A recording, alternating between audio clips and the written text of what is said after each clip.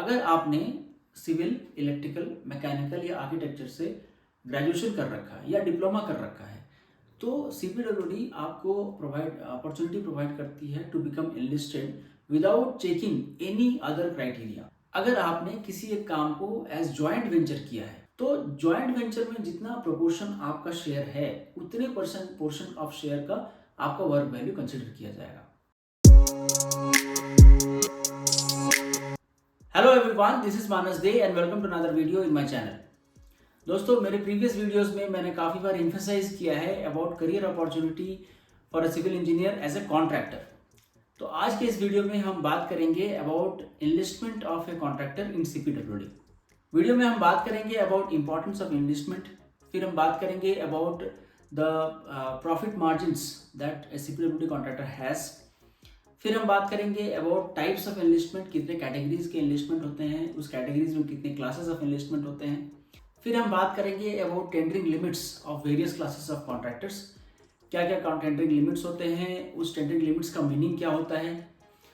फिर आगे बात करेंगे अबाउट द करियर अपॉर्चुनिटीज़ जो अनएम्प्लॉयड यूथ को सीपीडब्ल्यूडी प्रोवाइड कर रही है।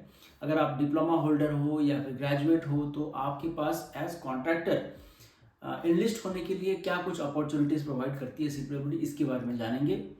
फिर हम बात करेंगे about eligibility conditions for getting enlisted as contractor in CPWD, जानेंगे एक्सपीरियंस क्राइटेरिया क्या होता है, फाइनेंशियल साउंडनेस क्या होता है and bunch of other stuffs. And आखिर में हम जानेंगे कि कॉस्ट कितना होता है। अगर आप सीपीडब्ल्यूडी में एनलिस्ट होना चाहते हो तो आपको कितना कॉस्ट बियर करना पड़ता है। तो वीडियो में एंड तक बने रहिएगा। वीडियो उनके लिए बहुत हेल्पफुल होने वाला है जो फ्यूचर में कॉन्ट्रैक्टर बनना चाहते हैं एंड इस करियर अपॉर्चुनिटी को एक्सप्लोर करना चाहते हैं। वीडियो अगर पसंद आए तो प्लीज़ वीडियो को लाइक कर देना, चैनल को प्लीज़ सब्सक्राइब कर लेना because it's a new channel and आपके सब्सक्रिप्शन से ही मुझे मोटिवेशन मिलता है और भी सारे वीडियोस बनाने के लिए। So let's start the video. देखो, अगर आप एक सिविल इंजीनियर हो तो I think unemployment should be the list of your worries, because civil engineering जो है ना वो कंस्ट्रक्शन से रिलेटेड है एंड कंस्ट्रक्शन एक ऐसा सेक्टर है जहाँ पे डिमांड कभी कम हो ही नहीं सकता। अगर इकोनॉमी बूम कर रहा है तो कंज्यूमर की साइड से ही डिमांड आने लगता है। अगर इकोनॉमी रिसेशन में जा रहा है तो गवर्नमेंट डिमांड इन्फ्यूज करती है through investment in infrastructure. So no matter the state of economy, civil engineers की डिमांड इकोनॉमी में हमेशा रहती है। हाँ, ये हो सकता है कि गवर्नमेंट जॉब्स में स्कार्सिटी आ जाए, प्राइवेट जॉब्स में स्कार्सिटी आ जाए, but construction as a whole में स्कार्सिटी कभी नहीं आता है। एंड अगर आपको इस अपॉर्चुनिटी को टैप करना है तो there is no better opportunity than to become a contractor. अब कॉन्ट्रैक्टर आप प्राइवेट कॉन्ट्रैक्टर बन सकते हो, गवर्नमेंट कॉन्ट्रैक्टर बन सकते हो। प्राइवेट कॉन्ट्रैक्टर बनते हो तो आपको सिर्फ कॉन्ट्रैक्ट्स की ज़रूरत होती है, आपको किसी भी प्रोसीजर को फॉलो करने की कोई ज़रूरत नहीं है। हाँ, लेकिन आप अगर गवर्नमेंट कॉन्ट्रैक्टर बनते हो तो जिस डिपार्टमेंट में आप काम करना चाहते हो उस डिपार्टमेंट में आपको खुद को एनलिस्ट करना पड़ेगा। सीपीडब्ल्यूडी ऐसी ही एक डिपार्टमेंट है जो कि पैन इंडिया कंस्ट्रक्शन के एक्टिविटीज़ को करती है एंड यहाँ पे अगर आपको एनलिस्ट करना है तो आप एनलिस्ट होते हो for a period of 5 years. ये 5 ईयर का पीरियड इसलिए रखा गया है बिकॉज हो सकता है कि आप शुरुआत में जब एनलिस्ट होते हो तो आपकी फाइनेंशियल कंडीशन ठीक है, आप क्वालिटी अच्छा काम कर रहे हो, टाइम पे काम कर रहे हो, लेकिन over a period of time हो सकता है कि आपकी क्वालिटी ख़राब हो जाए, आपका टाइम ड्यूरेशन जो आप लगाते हो वो आप ज़्यादा लंबा लेने लग जाओ, या हो सकता है कि आपकी फाइनेंशियल साउंडनेस ख़राब हो जाए जिसके चलते अल्टीमेटली क्वालिटी पे इफेक्ट पड़ेगा। तो इसीलिए टाइम टू टाइम ये एनलिस्टमेंट को रिव्यू किया जाता है। अब एनलिस्टमेंट की रिक्वायरमेंट क्यों है? देखो, सीपीडब्ल्यूडी कोई भी काम करती है ना तो उस काम के लिए ये ऑनलाइन टेंडर्स पब्लिश करती है एंड इस ऑनलाइन टेंडर्स को पार्टिसिपेट करते हैं काफ़ी सारे लोग। अब आप सोचो कि एक ऐसी ऑर्गेनाइजेशन है जो पैन इंडिया डिफरेंट काम को करती है एंड बंच ऑफ कॉन्ट्रैक्टर्स हैं जो कि इस तरह के काम को लेते हैं। हर बार जब आप किसी काम में पार्टिसिपेट करते हो तो आपके डॉक्यूमेंट्स को स्कैन करना पड़ता है, यानी कि आपके एलिजिबिलिटी कंडीशंस को चेक करना पड़ता है, which is a futile exercise. Every time आप एक सेट ऑफ कॉन्ट्रैक्टर्स को स्कैन करते जा रहे हो जो कि different parts of the country में काम कर रहे हैं। तो इस एक्सरसाइज को कम करने के लिए, इतना जो टाइम जा रहा है, इस टाइम ड्यूरेशन को कम करने के लिए एनलिस्टमेंट लाया गया। इसमें ये होता है कि आप आपने डॉक्यूमेंट्स को सबमिट करते हो, सीपीडब्ल्यूडी आपके एलिजिबिलिटी कंडीशंस को चेक करती है। अगर आप एलिजिबल पाए जाते हो तो सीपीडब्ल्यूडी एनलिस्टमेंट ऑर्डर निकालती है जिसमें आपका नाम रहता है। Now every time you participate in a tender, all you have to do is upload that enlistment certificate and the tender accepting authority और रिव्यूइंग अथॉरिटी जो है उसको समझ में आ जाता है कि यस ये जो बंदा है ही मीट्स आवर एलिजिबिलिटी कंडीशंस। देखो, कैटेगरीज ऑफ एनलिस्टमेंट की अगर हम बात करें तो there are two categories of enlistment. एक है बिल्डिंग एंड रोड्स कैटेगरी, जहाँ पे आप बिल्डिंग या इंफ्रास्ट्रक्चर से रिलेटेड काम करते हो, ब्रिजेस बना सकते हो, रोड बना सकते हो, बिल्डिंग्स बना सकते हो।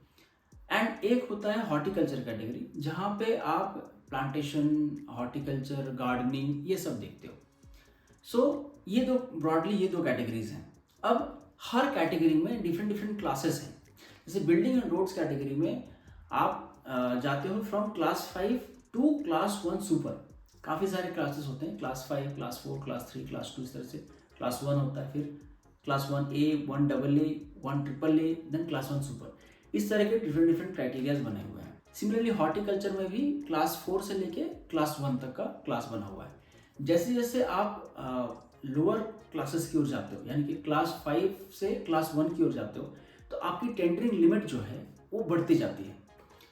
अगर आप किसी पर्टिकुलर क्लास में एनलिस्टेड हो तो उस क्लास की जो टेंडरिंग लिमिट है वहाँ तक टेंडर्स में पार्टिसिपेट करने के लिए आप एलिजिबल हो जाते हो। जैसे कि आप अगर क्लास 5 में एनलिस्टेड हो, वहाँ की टेंडरिंग लिमिट 40 लाख तक की है, तो ऐसा कोई भी काम जो 40 लाख के वैल्यू का होगा वहाँ पे आप पार्टिसिपेट करने के लिए एलिजिबल हो जाते हो। यहाँ पे एक सर्टेन एक्सेप्शन है। यूजुअली जो बड़े काम होते हैं अब 50 करोड़ का काम, वहाँ पे ये एक टर्म डाल दिया जाता है बिडिंग कैपेसिटी। तो जब बिडिंग कैपेसिटी आपका डाल दिया जाए तो जो आपकी टेंडरिंग लिमिट है वो टेंडरिंग लिमिट में रहने के बाद भी अगर आप बिडिंग कैपेसिटी को फुलफिल नहीं करते हो तो आप टेंडर में पार्टिसिपेट नहीं कर सकते हो। अब बिडिंग कैपेसिटी क्या होता है? बिडिंग कैपेसिटी का मतलब होता है कि जो काम पब्लिश हुआ है उस काम को करने के लिए आपके पास कैपेसिटी है कि नहीं। तो ये जो बिडिंग कैपेसिटी है ना, ये डिपेंड करता है आपके फाइनेंशियल साउंडनेस के ऊपर, और ये डिपेंड करता है जो प्रोजेक्ट का ड्यूरेशन है। अब हो सकता है कि आपकी फाइनेंशियल साउंडनेस 10 करोड़ रुपए है, तो हो सकता है कि 10 करोड़ रुपए आप एक साल में अगर आप यूटिलाइज करते हो तो हो सकता है उस काम को आप कंप्लीट करोगे। लेकिन अगर वही काम 6 महीने में कंप्लीट करना हो तो हो सकता है कि आप उस 10 करोड़ से वो काम को नहीं कर पाओगे। सो बिडिंग कैपेसिटी इस पर भी डिपेंड करता है कि जो प्रोजेक्ट पब्लिश हुआ है उस प्रोजेक्ट का ड्यूरेशन कितना है। इसके अलावा बिडिंग कैपेसिटी डिपेंड करता है कि आपके पास लायबिलिटीज़ कितने हैं। हो सकता है कि आपकी बिडिंग फाइनेंशियल साउंडनेस 100 करोड़ की है, लेकिन अभी आपने इतने सारे प्रोजेक्ट ले रखे हैं कि आपको वो 100 करोड़ भी कम पड़ेगा। हो सकता है काफ़ी सारे काम अभी आपको करना है, तो इस पर भी डिपेंड करेगा कि आपकी बिडिंग कैपेसिटी कितनी है। तो बिडिंग कैपेसिटी का एक सिंपल सा फार्मूला होता है, bidding capacity is equal to आपका जो एनुअल टर्नओवर है इनटू जो प्रोजेक्ट का ड्यूरेशन है इनटू 1.5 टाइम्स माइनस जो आपका एग्जिस्टिंग लायबिलिटीज है ना, इसको बिडिंग कैपेसिटी बोलते हैं। बिडिंग कैपेसिटी के बारे में अगर आपको फर्दर डिटेल में जानना है तो do let me know in the comment box, I will make a separate video about it. Moving on, tendering limit के बारे में अगर हम बात करें तो डिफरेंट डिफरेंट क्लासेस का टेंडरिंग लिमिट डिफरेंट डिफरेंट होता है। जैसे कि बिल्डिंग एंड रोड्स कैटेगरी में जो डिफरेंट डिफरेंट टेंडरिंग लिमिट्स हैं वो कुछ इस तरह के हैं। आप देख सकते हो क्लास 5 कॉन्ट्रैक्टर्स के लिए जो टेंडरिंग लिमिट है वो 40 लाख रुपए है। सिमिलरली क्लास 4 के लिए 1.3 करोड़ रुपीज़ है, क्लास 2 के लिए 15 करोड़ है, फिर क्लास 1 के लिए 50 करोड़। इस तरह से आगे बढ़ते जाते हो, क्लास 1 सुपर तक जाते हो, वहाँ पे 650 करोड़ है।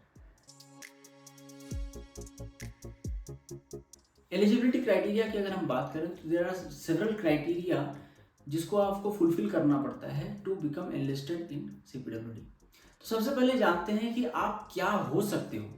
तो देखो, आप एक इंडिविजुअल हो सकते हो, एक प्रोप्राइटर हो सकते हो, एक पार्टनरशिप फर्म हो सकते हो, एक प्राइवेट लिमिटेड कंपनी हो सकते हो, एक पब्लिक लिमिटेड कंपनी हो सकते हो।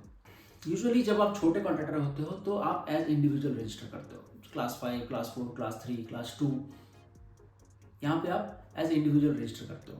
जब आप बड़े हो जाते हो, जैसे कि मान लो कि आप L&T के साइज़ के हो गए या फिर टाटा प्रोजेक्ट बन गए, है ना, इस तरह के कंपनीज बन गए, then you register yourself as private limited company. अब आप क्या हो सकते हो, इससे ज़्यादा जरूरी है आप क्या नहीं हो सकते हो।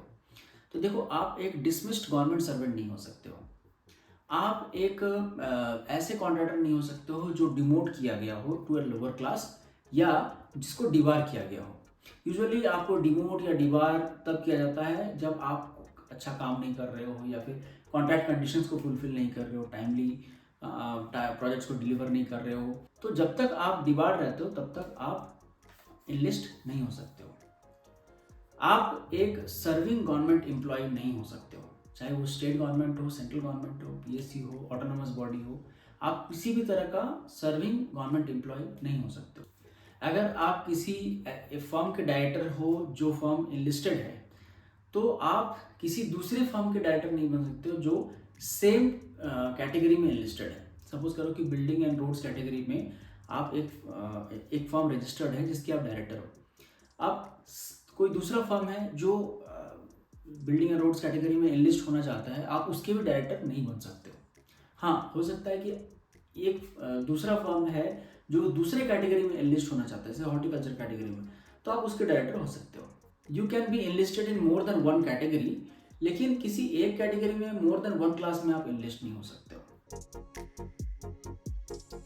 नाउ सीपीडब्ल्यूडी अनएम्प्लॉयड यूथ्स के लिए एक बहुत बड़ी अपॉर्चुनिटी प्रोवाइड करती है। अगर आपने सिविल, इलेक्ट्रिकल, मैकेनिकल या आर्किटेक्चर से ग्रेजुएशन कर रखा है या डिप्लोमा कर रखा है, तो सीपीडब्ल्यूडी आपको अपॉर्चुनिटी प्रोवाइड करती है to become enlisted without checking any other criteria. Only आपका जो ग्रेजुएशन का डॉक्यूमेंट है वो आपको सबमिट करना होता है, एंड अगर आप ग्रेजुएट हो तो आप क्लास 4 में एनलिस्ट हो सकते हो। अगर आप डिप्लोमा होल्डर हो तो क्लास 5 में एनलिस्ट हो सकते हो। All you have to do is submit your document online along with the enlistment form, और 15 डेज के अंदर आपको प्रोविजनल एनलिस्टमेंट मिल जाता है, एंड आपके डॉक्यूमेंट्स को वेरिफिकेशन के लिए भेज दिया जाता है। वंस डॉक्यूमेंट वेरीफाई होके आ जाता है तो विद इन 6 मंथ्स आपको परमानेंट एनलिस्टमेंट दे दिया जाता है for a period of 5 years. हाँ, लेकिन अगर आपके डॉक्यूमेंट्स फॉर्ज्ड पाए जाते हैं तो आपको डिबार कर दिया जाता है फॉर 2 ईयर्स। सिमिलरली, अगर आपने बीएससी हॉर्टिकल्चर कर रखा है या फिर एग्रीकल्चर में बीएससी कर रखा है, एंड अगर आपकी इनकम 4 लाख पर ईयर से नीचे है, तो फिर गवर्नमेंट आपको एनलिस्ट करने के लिए अलाउ करती है सीपीडब्ल्यूडी में। वर्क एक्सपीरियंस की अगर हम बात करें तो डिफरेंट कैटेगरीज में एनलिस्ट होने के लिए डिफरेंट वर्क एक्सपीरियंसेस आपको दिखाने पड़ते हैं। ये वर्क एक्सपीरियंस आप प्राइवेट में भी दिखा सकते हो, गवर्नमेंट में भी दिखा सकते हो। जरूरी नहीं कि ये गवर्नमेंट में ही वो काम किया हुआ होना चाहिए, आप प्राइवेट का काम भी शो कर सकते हो। वंस आप जो वर्क एक्सपीरियंस है उसका डिटेल्स आप देते हो एड्रेस के साथ, तो वो वेरिफिकेशन के लिए भेज दिया जाता है टू एग्जीक्यूटिव इंजीनियर्स, जो फील्ड एग्जीक्यूटिव इंजीनियर्स हैं। वो आपके उस एड्रेस पे जाके आपके क्वालिटी ऑफ वर्क को असेस करते हैं। असेसमेंट के बेसिस पे वो अपना मार्क्स देते हैं। वो मार्क्स सबमिट किया जाता है एनलिस्टमेंट अथॉरिटी को, and then based on the marking system आपका एनलिस्टमेंट डिसाइड होता है। ऑफ कोर्स ये सारी चीज़ें उनके लिए रिलैक्स्ड हैं जो ग्रेजुएट्स डायरेक्टली क्लास 4 में या डिप्लोमा डायरेक्ट क्लास 5 में आना चाहते हैं। तो वर्क एक्सपीरियंस जो है वो बिल्डिंग एंड रोड्स कैटेगरी में जो अगर आपको आना है तो उसके लिए वर्क एक्सपीरियंस कुछ इस तरह के हैं। आप देख सकते हो कि वर्क एक्सपीरियंस थोड़ा सा डिफरेंट टाइप से देखा जाता है। हो सकता है कि आपको कोई एक काम डिस्प्ले करना है कोई बड़ा मैग्नीट्यूड का, या 2 काम मीडियम मैग्नीट्यूड का, या 3 काम छोटे छोटे मैग्नीट्यूड्स के। फॉर एग्जांपल, अगर हम क्लास 4 कैटेगरी में देखें तो आपको या तो 30 लाख का एक काम दिखाना पड़ेगा, या 15 लाख के 2 काम दिखाने पड़ेंगे, या 10 लाख के 3 काम दिखाने पड़ेंगे। सिमिलरली, हॉर्टिकल्चर कैटेगरी में एनलिस्ट होने के लिए आपका वर्क एक्सपीरियंस कुछ इस तरह का होता है। यहाँ पे भी आपको या तो 3 काम छोटे छोटे दिखाने पड़ेंगे, या 2 मीडियम साइज के काम दिखाने पड़ेंगे, या फिर एक बहुत बड़ा साइज का दिखाना पड़ेगा।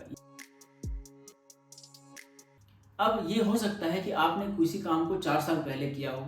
आप ये बोल सकते हो कि यार ये तो मैंने 4 साल पहले किया है, आज के डेट में अगर इन्फ्लेशन को काउंट करें तो जो 30 लाख का काम है वो ज़्यादा होना चाहिए, it should not be 30 lakhs only. So इसका भी प्रोविजन सीपीडब्ल्यूडी में कर रखा है। जो भी काम विद इन 5 ईयर्स का है वही आपको दिखा सकते हो, एंड जो आप 4 ईयर का या 3 ईयर का पहले का काम दिखाओगे ना, उसको इन्फ्लेशन एडजस्टमेंट किया जाता है through multiplying it with a simple interest of 7% per annum. तो अगर आपने 4 साल पहले 30 लाख का कोई काम किया है, तो आज के डेट में उस वर्क का वैल्यू हो जाएगा 38.5 लैक्स। अगर आपने किसी एक काम को एज जॉइंट वेंचर किया है, तो जॉइंट वेंचर में जितना प्रोपोर्शन आपका शेयर है, उतने पोर्शन ऑफ शेयर का आपका वर्क वैल्यू कंसिडर किया जाएगा।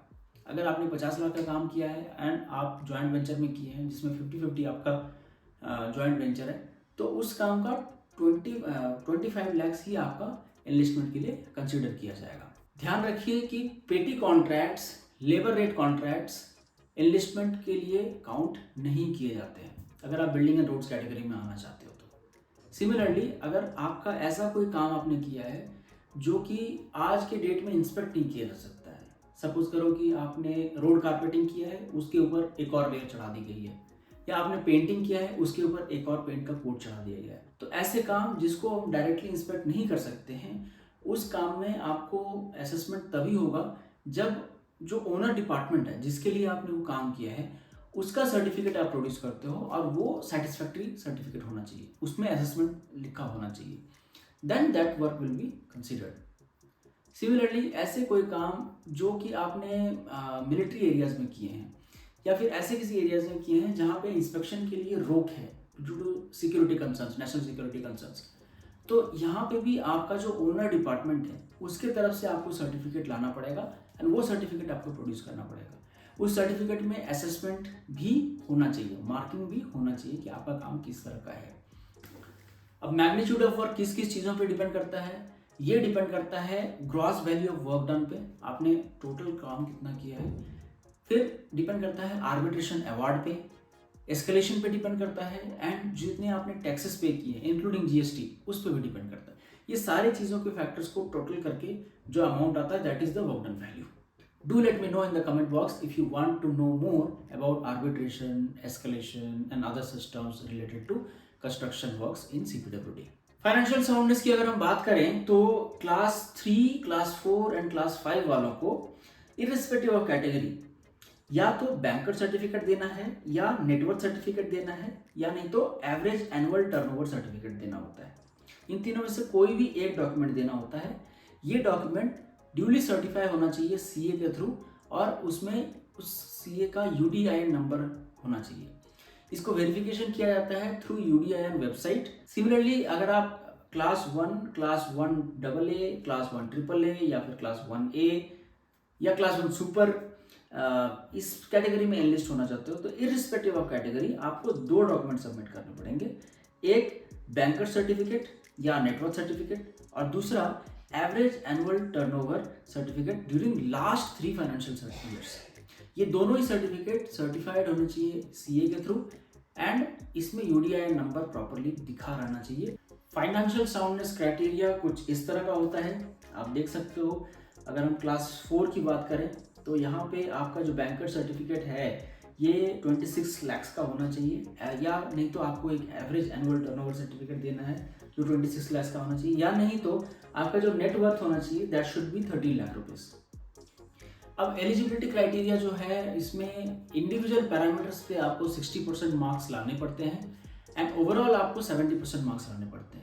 इंडिविजुअल क्राइटेरिया जैसे कि फाइनेंशियल साउंडनेस हो गया, कॉस्ट ओवररन हो गया, क्वालिटी ऑफ वर्क हो गया, वगैरह वगैरह, इन सारे पैरामीटर्स में आपको 60% मार्क्स मिनिमम चाहिए होते हैं हर पैरामीटर्स पे, एंड ओवरऑल आपको 70% मार्क्स चाहिए होंगे। एप्लीकेशन के लिए आपको एक पोर्टल है CPWD वेबसाइट पे अवेलेबल है, that is contractor enlistment management system, CEMS portal. यहाँ पे जाके आपको अप्लाई करना होता है। Do let me know in the comment box if you want me to do a mock-up video about how to register yourself in this portal. I will make a separate video on this. अगर fees की बात करें तो enlistment फी बहुत ही nominal होता है। अगर आप क्लास 5, क्लास 4 इस तरह के कैटेगरी में जाना चाहते हो तो आप देख सकते हो कि एनलिस्टमेंट फी जो है that is very nominal, around 3 to 5,000 rupees के आसपास आपको पे करना होता है, which is very nominal. And that's why I strongly suggest कि अगर आप काम कर रहे हो, अगर आप 1 या 2 साल प्राइवेट सेक्टर में जॉब कर रहे हो और आपको लग रहा है कि नहीं I should start something of my own, at least आप एनलिस्ट हो जाओ, है ना, एंड ट्राई आउट, आप 1 या 2 काम ट्राई करके देख लो, there is nothing harm in that. 10 lakh के काम करके देख लो, 4 लाख के 5 लाख के काम करके देख लो, I think it will be worth it. That being said, I must warn those जो कि सोच रहे हैं कि डायरेक्ट ग्रेजुएशन के बाद कॉन्ट्रैक्टर में आना चाहते हैं। आई रिमेंबर वन गाय जो कि ग्रेजुएशन के बाद सीधे कॉन्ट्रैक्टर बन गया। इट वॉज 2020, कोविड का टाइम था। I think he didn't get a job properly and he directly enlisted himself in class 5 category. काम उसने ले लिया बट उसको कुछ भी आइडिया नहीं था कि काम कैसे करना है, and he suffered a lot. किसी भी काम को करने के लिए उसको बहुत टाइम लगता था, काफ़ी बार काम गलतियां करता था जिसके चलते उसको रीवर्क करना पड़ा, and he literally cried. So I will strongly suggest कि आप before you become a contractor आप एटलीस्ट 1 या 2 साल फील्ड में बिताओ। आप लो सैलरीज में काम करो, प्राइवेट सेक्टर में लो सैलरीज में काम करो, लेकिन आप 1 या 2 साल जरूर बिताओ, उसके बाद ही आप कॉन्ट्रैक्टर बनो। So that's it for today's video guys. I hope आपको वीडियो अच्छी लगी होगी। अगर वीडियो इन्फॉर्मेटिव लगी हो तो प्लीज़ लाइक कर देना। चैनल नया है तो please consider subscribing my channel. आपके सब्सक्रिप्शन से ही मुझे मोटिवेशन मिलता है और भी वीडियोज़ बनाने के लिए। एंड आपके कुछ कमेंट्स हो तो please write down in the comment box. I love to read your comments. These comments actually help me improve my videos. And see you in the next video. तब तक के लिए बाय बाय।